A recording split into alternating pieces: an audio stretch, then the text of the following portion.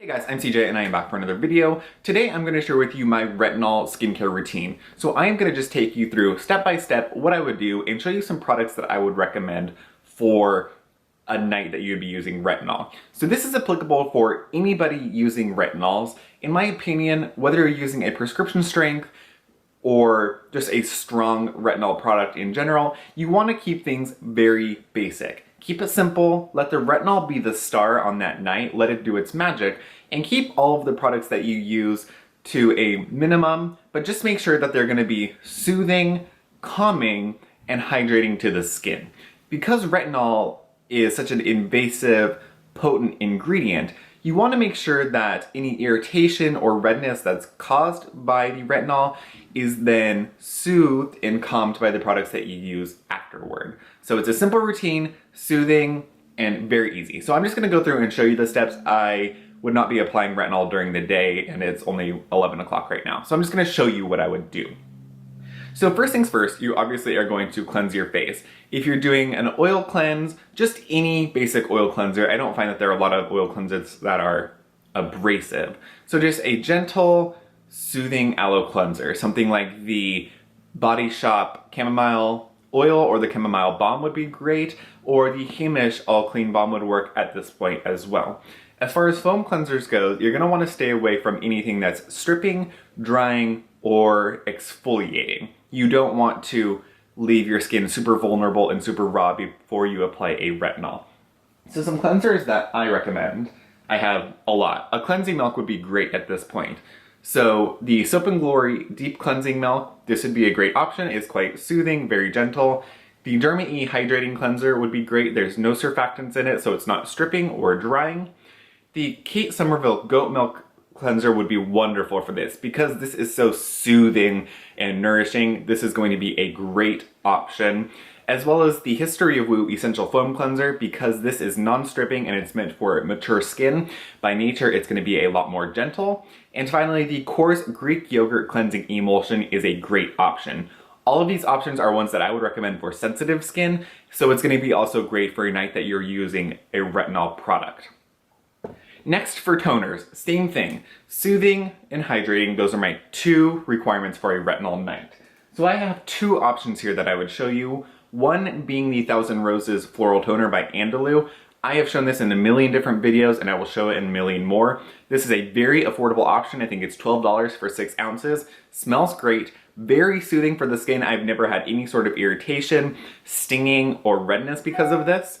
The other great option would be this xoxo Aloe Vera toner. So this is basically just 98% aloe, almost 99% aloe. So this is pure aloe water and aloe soothing for the skin, aloe's hydrating, very good ingredient.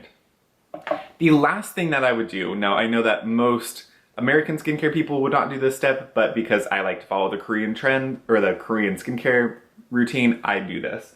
The next thing and the final thing I would do before retinol is my first treatment essence. Right now, like I said, I'm just using the Secret Q one, not my favorite, but I'm using it.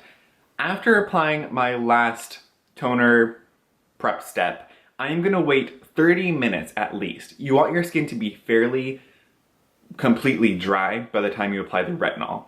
Remember when I talked about the wet sponge analogy where wet skin is gonna absorb things a lot faster and a lot quicker?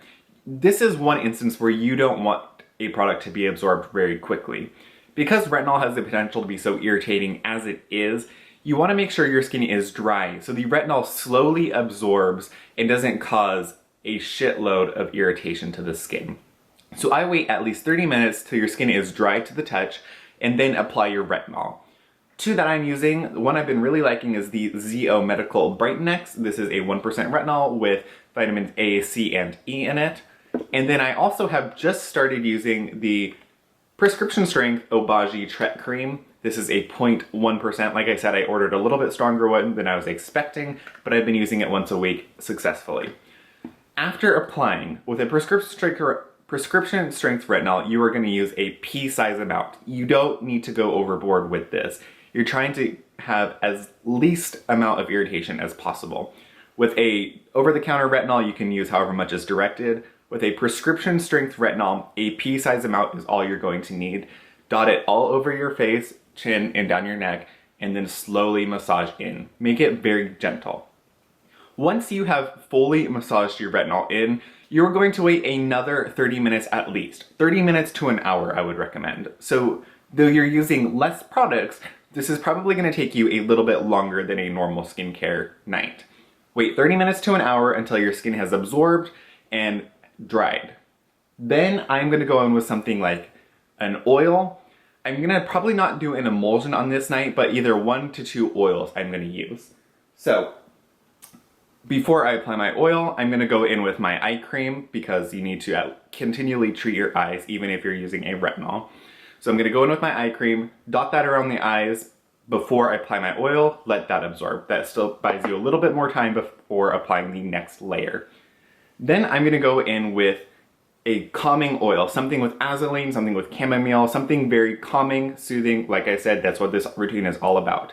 I really like the Herbivore Lapis oil. It has chamomile, it has azulene in it, incredibly soothing, great for sensitive skin, helps to prevent any over irritation that you're gonna get from the retinol.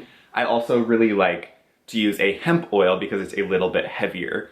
If I'm feeling especially dry, I will do the Lapis oil, allow that to absorb, and then I will mix the hemp oil into my moisturizer, or I'll do the hemp oil and mix the Lapis oil into my moisturizer. But just keep it very simple. Gentle cleanser, gentle toner, 30 minutes, retinol, 30 minutes, and then an oil or a moisturizer. I would stay away from doing like an emulsion or something that could interrupt the effectivity of the retinol. Now, if you find that you have sensitive skin or that you get overly irritated by the retinol, something you can do is immediately after applying your retinol product, you can go in with your moisturizer. So rather than waiting 30 minutes, which is what you would do for a normal person using retinol, somebody who's used to it or skin that's used to it, somebody that's overly sensitive or has an over irritation from the retinol is going to want to go in immediately after your retinol with a moisturizer. That is going to help to act as a little bit of a buffer for your retinol and is going to dilute it a little bit. So it's going to not let the retinol product be so severe or aggressive on your face. If you don't experience any irritation from retinol or over irritation, you don't need to do that. If you do, go right in with that moisturizer and see if that doesn't help you out a little bit. So that's all for this video. Thanks for watching, and let me know if there's anything else that you want to see that's kind of like this. Don't forget to like this video if you found it helpful, subscribe to my channel, and find me on Instagram, Snapchat, and Facebook. I will link all of these products down below in case you want to check any of them out. Thanks for watching, guys. Bye-bye.